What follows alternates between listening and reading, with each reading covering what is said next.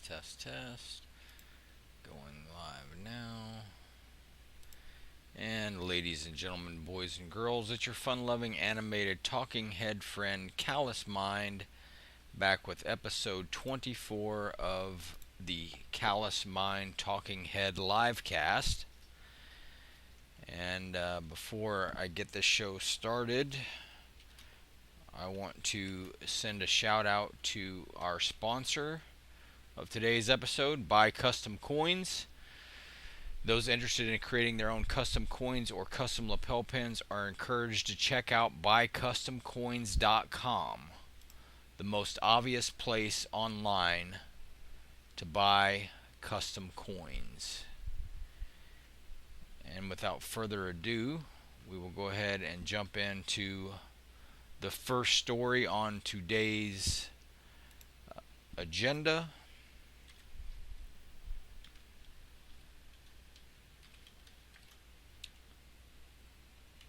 And that is, the story is from March 3rd. Sheriff's Department executes warrant for black box crash data from Tiger Woods SUV. The Los Angeles County Sheriff's Department executed a search warrant Monday to get data from the so-called black box in the SUV that Tiger Woods was driving when he was seriously injured in a crash last week. To get a warrant, probable cause that a crime was involved has to be determined, even if it's just a misdemeanor. Sheriff's deputy downplayed the warrant as routine to USA Today Sports on Tuesday, saying he considered it due diligence. We're trying to determine if a crime was committed, Sheriff's Deputy John Schloegel said. If somebody is involved in a traffic collision, we've got to reconstruct the traffic collision. If there was any reckless driving, if somebody was on their cell phone or something like that, we determine if there was a crime. If there was no crime, we close out the case, and it was a regular traffic collision. During a live social media event Wednesday, Los Angeles County Sheriff Alex Villanueva said the new data could provide more information on the cause of the accident, and that's all it is, and we'll leave it at that, he said. The black box data can show a vehicle's speed, steering angle, acceleration, and braking activity. There was no information regarding what was found in the Genesis SUV black box, Deputy Trina Schrader said in a statement Wednesday. As far as getting a warrant or getting the download from the car, we just do it automatically, Schloegel told USA Today Sports. We want answers, so that's the route we take. So Schloegel also said there was no probable cause for a warrant to obtain Woods' blood, which would help determine whether he was under the influence of medication. He said that Woods' camp has been cooperative. So that's story number one in the golfing world. And I actually have another one kind of about Tiger as well here. Let's see. Bear with me 1 second here.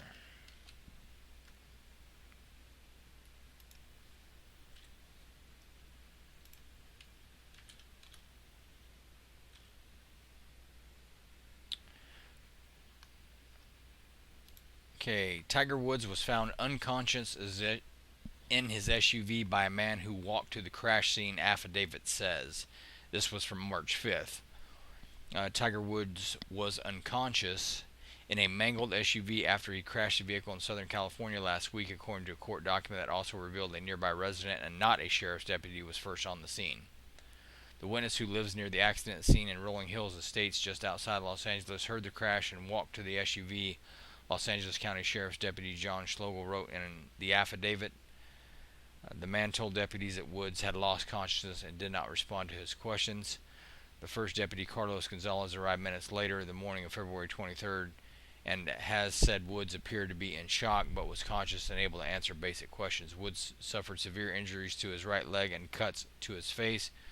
Woods told deputies both at the wreckage and later at the hospital that he did not know how the crash occurred and didn't remember driving, according to the affidavit. The document was filed Tuesday in Los Angeles County Superior Court as part of a statement of probable cause requesting that a search warrant be approved for the 2021 Genesis GV80 SUV's data recorder known as a black box. Schloegel requested data from February 22nd and February 23rd. I believe the data will explain why the collision occurred, Schlegel wrote. Schlegel previously told USA Today that he did not seek a search warrant for Woods' blood samples, which could be screened for drugs and alcohol. In 2017, Woods checked himself into a clinic for help dealing with prescription drug medication after a DUI charge in his home state of Florida. A judge approved the search warrant for the data recorder. Sheriff's representatives have declined to say what they have found on it. LASD is not releasing any further information at this time. Department spokesman Deputy Sean Dubusky said in a statement Friday the traffic collision investigation is ongoing and traffic investigators continue to work to determine the cause of the collision. Woods is from the Los Angeles area and was back home to host his PGA tournament, the Genesis Invitational, at Riviera Country Club, which ended 2 days before the crash. So, there you go. And this next story is kind of a follow-up of something that I talked about in last week's episode. So I wanted to make sure that I highlighted this story as well.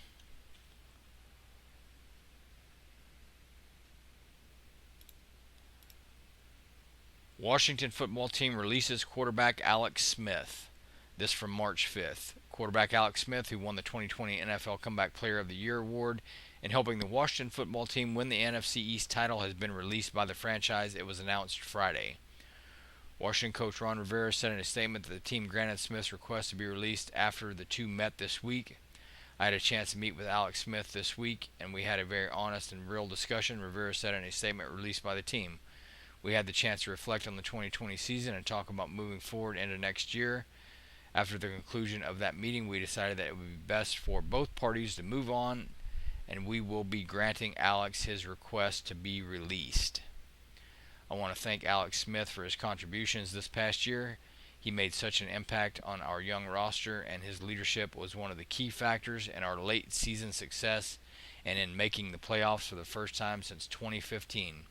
Everyone here in Washington wishes Alex and his family the best going forward and appreciates all that he gave to our organization. Washington, which went 7-9 in 2020, wants to upgrade at quarterback this offseason, with Smith turning 37 years old in May.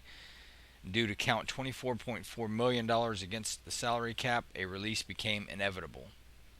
The move saves Washington $14.9 million against the cap, and Smith becomes a free agent. Smith had 2 years left on a contract he signed after Washington traded for him in 2018. He made it clear to Washington that he wanted to continue playing, but his tenure in Washington will be defined by the broken right fibula and tibia he suffered in November 2018 and subsequent comeback with his first game action on October 11, 2020. In between, Smith underwent 17 surgeries to fight an infection and opted not to have his leg amputated. Washington kept him on the roster in part because he was too expensive to release, but it also wasn't sure he was done playing, though many inside and outside the organization doubted he could pull it off. A number of people with the franchise would often say, if anyone can do it, Alex can.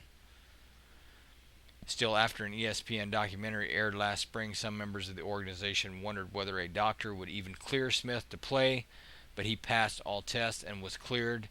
With each milestone, Smith had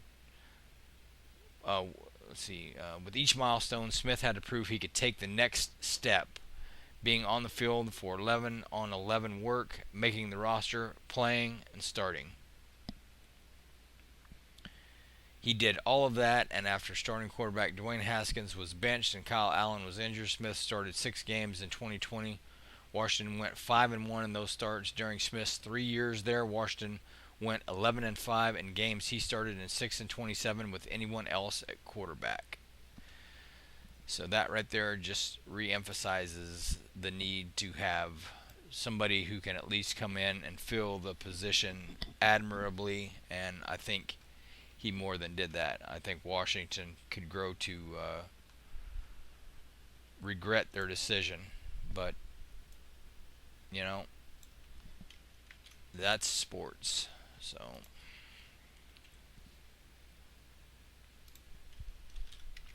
And then this is one of the stories that was highlighted in the YouTube thumbnail. This from March 5th, 2021. Mark Pavelich, member of Miracle on Ice Olympic hockey team, found dead. Mark Pavelich, a member of the Miracle on Ice 1980 Olympic ice hockey team, was found dead at a treatment facility in Minnesota. USA Hockey confirmed on Friday. The cause of death was not immediately known. Pavelich was 63. We are saddened to hear about the passing of the 1980 Olympic gold medalist Mark Pavelich. USA Hockey tweeted, "We extend our deepest condolences to Mark's family and friends, forever a part of hockey history." The Minneapolis Star-Tribune first reported details about Pavelich's death. According to the newspaper, police were called to Pavelich's residence at the facility at about 8:30 a.m. local time on Thursday, where he was found dead. He was last seen on Wednesday at about 8 p.m. at the facility where he was receiving mental health treatment. Pavelich was living at the facility after a court ruled he was unfit to stand trial for an August 2019 assault on his neighbor. Pavelich was charged with 4 felony counts for the assault, which left the victim with several broken bones. The judge said that Pavelich lacks the ability to rationally consult with counsel, is incapable of understanding the proceedings, and is incapable of participating in the defense due to mental illness or deficiency. Pavelich assaulted the neighbor with a metal rod. Pavelich's sister, Jean Grevick, told the Star-Tribune in 2019 that the family believed Pavelich might be suffering from chronic traumatic encephalopathy. Mark is the most kind and gentle person you'd ever know. Gevick told the newspaper, "This is a totally different guy." Gevick said that her brother had a history of concussions in the NHL. Pavelich, a 5'8" center, was All-American at the University of Minnesota Duluth. He assisted in Mike Eruzione's game-winning goal that took down the heavily favored Soviet Union in the 1980 Olympics. Pavelich played in the NHL from 1981 to 1987, and in the 91-92 season, he spent 5 seasons with the New York Rangers and also played for the San Jose Sharks and Minnesota North Stars. The New York Rangers are saddened to learn of the passing of Mark Pavelich, and the Rangers said in a statement, "His determination, passion, and dazzling playmaking ability earned him the adoration of Rangers fans during his 5-year tenure in New York. Mark helped inspire a nation through the integral role he played in the Miracle on Ice team in the 1988 Winter Olympics. Our thoughts are with Mark's loved ones during this difficult time."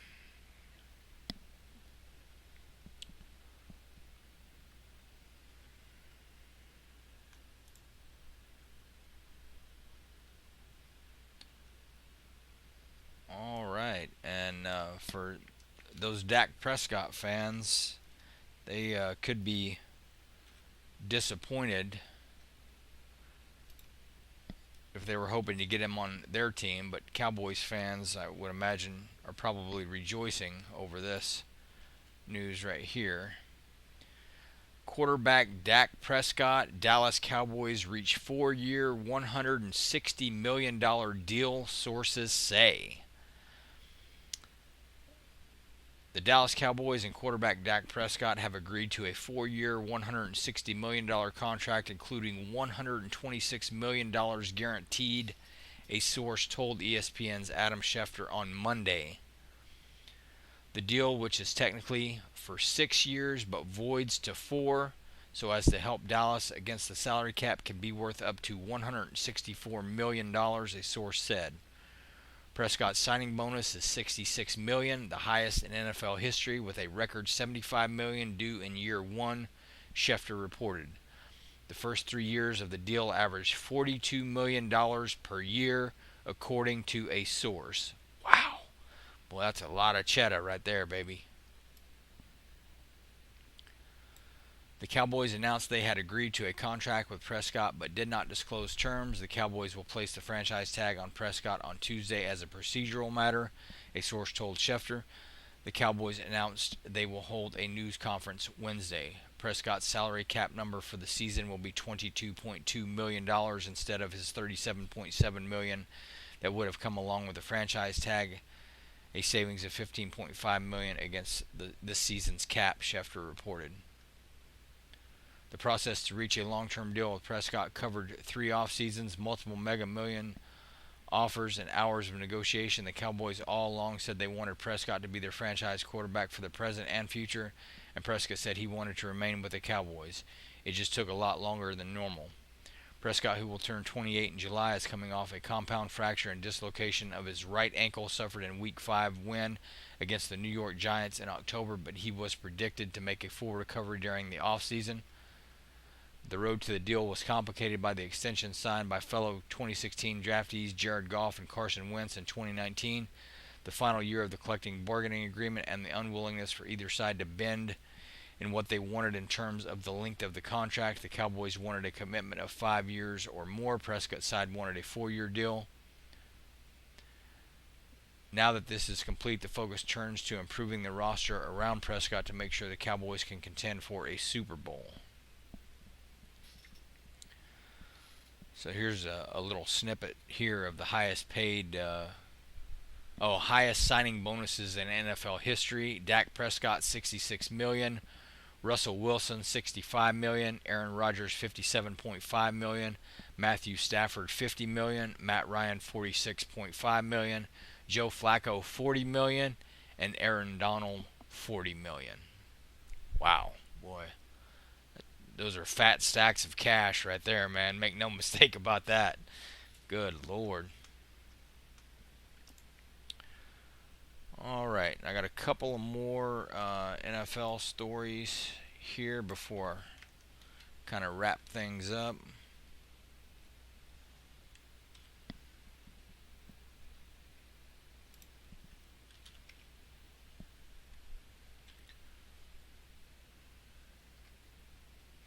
And I just saw this story come out today. Sources: Las Vegas Raiders Trent Brown returning to New England Patriots on 1-year deal.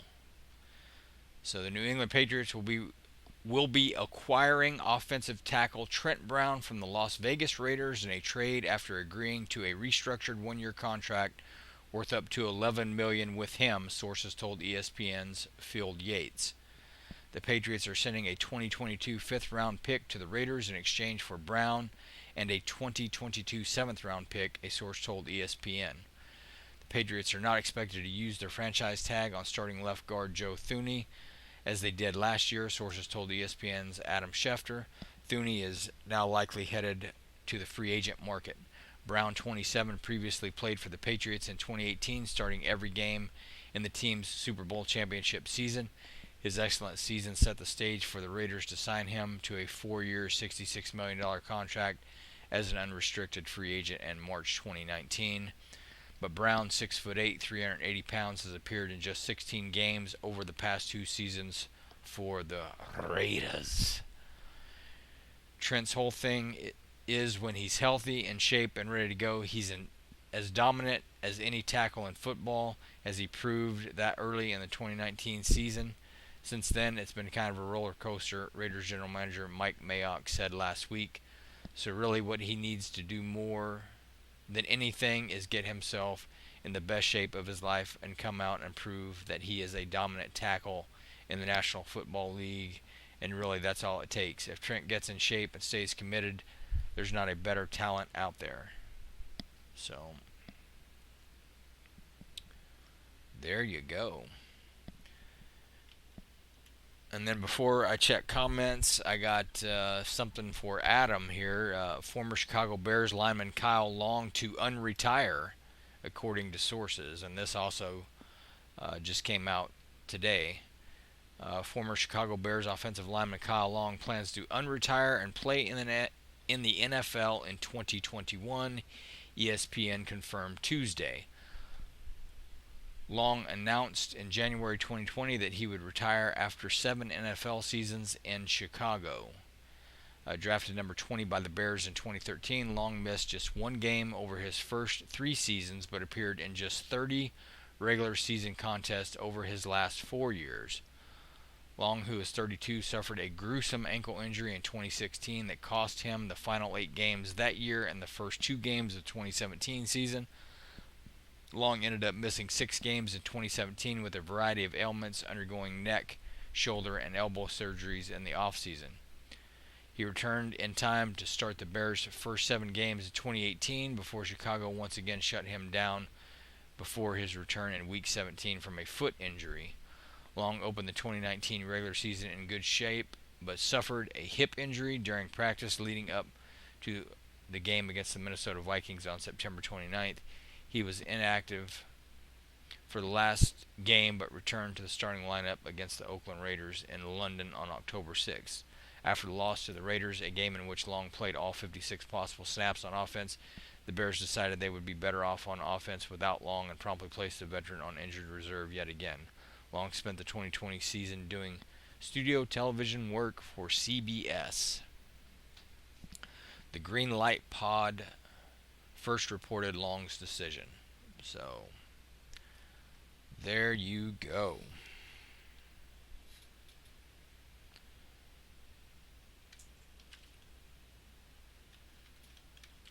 Alright.